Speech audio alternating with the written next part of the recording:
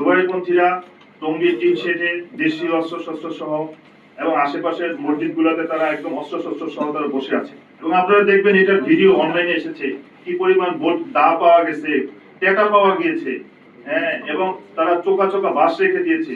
এইগুলা তো ওনারা ওইখানে ভিতরে রেখে দিয়েছিল।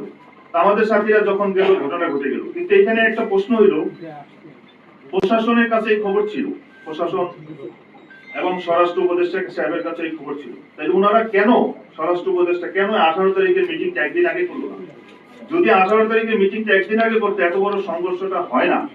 কারণ ওনারা, আপনারা জানেন, প্রশাসনের কাছে র্যাব প্রশাসন হোক, পুলিশ প্রশাসন হোক, সেনাবাহিনী হোক, সবার কাছে আপনারা জিজ্ঞাসা করেন যিনারা নিজামুদ্দিনের অনুসারী, তিনারা উচ্ছৃঙ্খল কিনা, তিনাদের আখলাক কেমন, তিনার আচার আখলাক কেমন। আমরা তো 7 বছর ধরে মাইর খাচ্ছি। 2016 পর থেকে এই পর্যন্ত আমাদের প্রায় 10 জন সাথীকে তারা নিহত করছে।